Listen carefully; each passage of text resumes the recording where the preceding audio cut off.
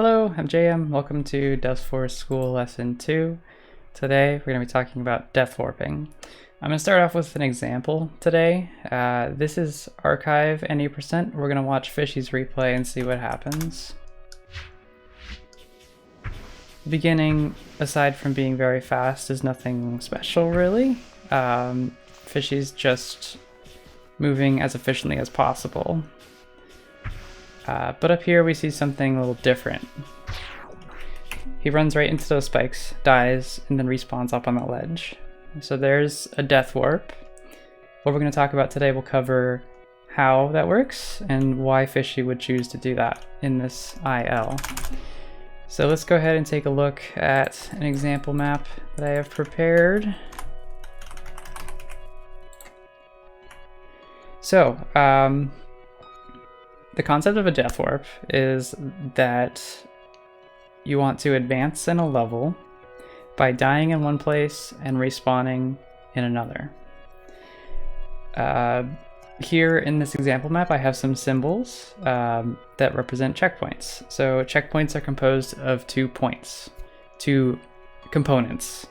There's the respawn point, which is where you actually are spawned in after you die. And there's the activation zone that causes that checkpoint respawn point to actually become active. If you don't hit the activation zone, you will not respawn at that associated respawn point.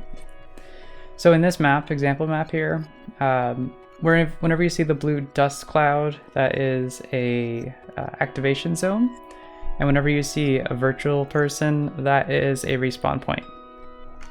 So if I just jump right up into these spikes, I'm going to respawn where I was because I did not hit any activation zone for a checkpoint. I'm just respawning at the beginning of the level. If, however, I go into this activation zone and then I die, you'll see I respawn at a different place. That's the associated respawn point. Same thing here. If I just die, I'm going to spawn at the same place. If I hit this activation zone, I'm going to go sent to another respawn point. So here's a little more complicated of an example. This is to illustrate where death warping is fast and where it's not. The main reason that people will even want to do death warps in Dustforce is to save time. Most of the time, a death warp is just going to save in-game time and not real time. To elaborate, when you die in Dustforce, the timer stops. When you respawn, the timer continues from where it last was. So, if you have a death warp, that will essentially, as far as in-game time is concerned, skip out everything that happens between the 2 points, so where the activation zone is and where the respawn point is. That said, you can save a lot of in-game time. It's probably not going to save real time though, because dying takes a lot of real time. It's very slow. So let's see an example. I'm going to go ahead and climb up this ledge, just reach that other respawn point as fast as I can. Okay, nothing too special, but let's do that again with a death warp. So there's that activation zone there for the right respawn point. I'm going to hit that and then immediately run into those spikes. Oops, let me start again. Okay. And there I just skipped out everything in this area here. Just totally skipped over it. So that saved a significant amount of in-game time. It wouldn't save much real time. You know, looking at that, it didn't look a whole lot faster than what I did the first time. And that's because it probably wasn't. It was probably actually slower. That's why this tech is so situational and why it rarely works for a lot of situations where it's technically possible. Okay, let's move on to a more complicated example.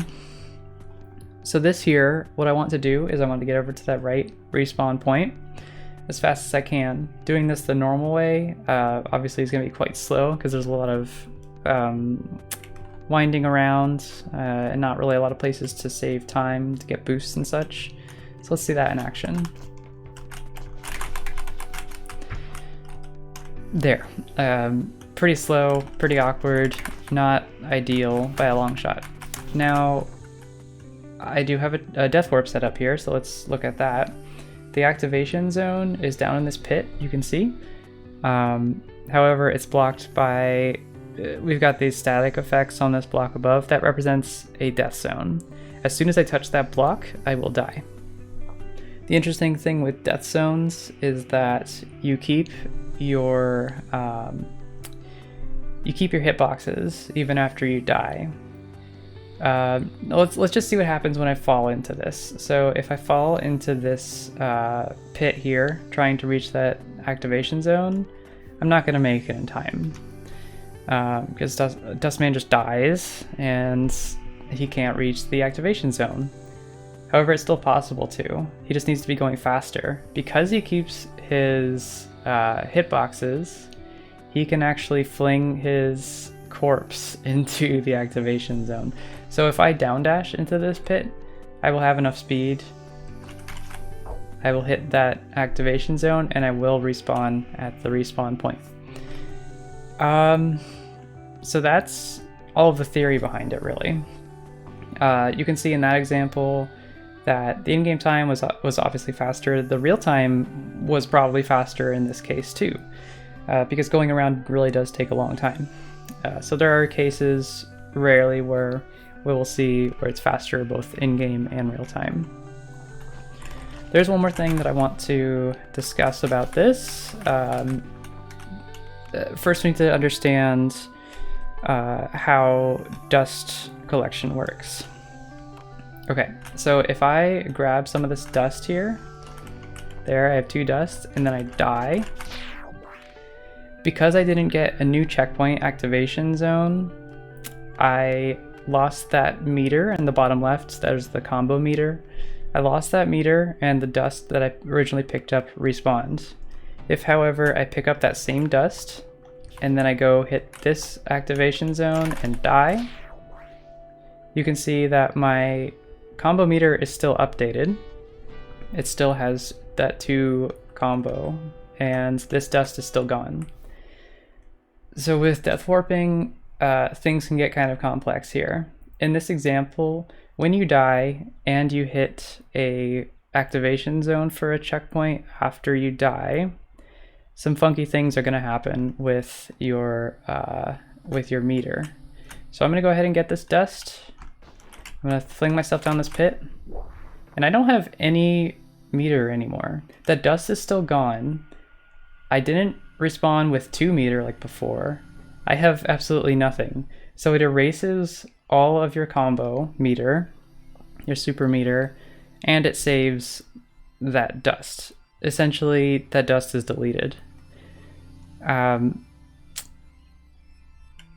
that's relevant to Moon Temple. So we're going to look at Moon Temple now. So Moon Temple has a death warp in it. If you've watched any replays, you've seen this in action. And it's pretty clear that this checkpoint here, there's the respawn point, and here's the activation zone. This activation zone breaches the wall here, so it should be touchable.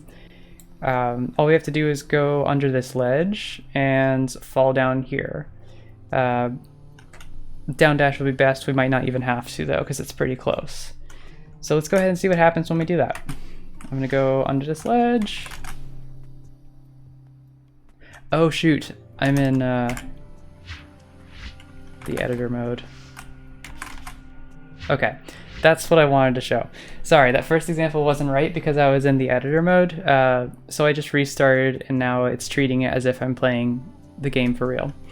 So let's see that one more time. I'm gonna go down here, down dash into that checkpoint, and you saw the first time how I hit it and it worked, but this time once I'm actually playing, not in the editor, but the real actual game, that it didn't work. And that's because when you die at the beginning or before hitting a checkpoint in a level, you're just going to have the reset game upon death trigger. So hitting any spikes, any death zone, will have a different fade out than if you die after hitting a checkpoint in a level. So no matter how fast we do it, we can't activate that checkpoint that's below us without grabbing another checkpoint first, if that makes sense. So to fix that, we're gonna have to grab another checkpoint. The closest one is this one way up here. So we're gonna have to climb up all the way here, grab that checkpoint. Now we will no longer reset the level when we die, so we have a different trigger for when we die. After we grab that checkpoint, we're gonna need to fall all the way back down here, and then down dash into this activation zone for this checkpoint, and that should work. So let's see that in action. Oops, okay, playing for real. Oh, let me just prove it while I'm at it. There, so that doesn't work. Let's see this work.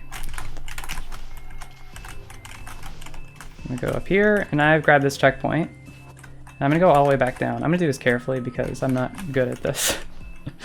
Okay, so I'm gonna do the same thing, just fling myself down here, and now it worked because we had that checkpoint. So upon death, our sequence of events is different. It's well, it's just the same as hitting any other death zone or spikes after hitting a checkpoint in a level. It doesn't reset the level, it just starts you at your latest checkpoint. And that's really it for Deathwarps. That covers the basics of it. In this example here, the reason I showed Moon Temple here, it's a really interesting example because it is quite clearly faster for in-game time. Having to skip all of this, well, having to fall back down does take some time, but it is faster for in-game time. It's also faster for real time. So if you watch a full game any % run of Dustforce, you will see this done as well. It's just that significant, the portion that it cuts out, that it is also faster to do for counting real time. That's it for Deathwarping that I have. If you have any suggestions of anything that I missed or anything you want to cover, feel free to let me know. Even make your own response video. I might link it. I did that with my last lesson. Sophie helpfully made an addendum video. Check out the description on lesson 1 to see that. Our next lesson is going to be on climbing walls, everything to do with climbing walls. Credit to Skyhawk for that idea. I'm very excited about it. That'll be lesson 3. Expect that the week after this. All right. Well, have a nice day. Thanks for watching.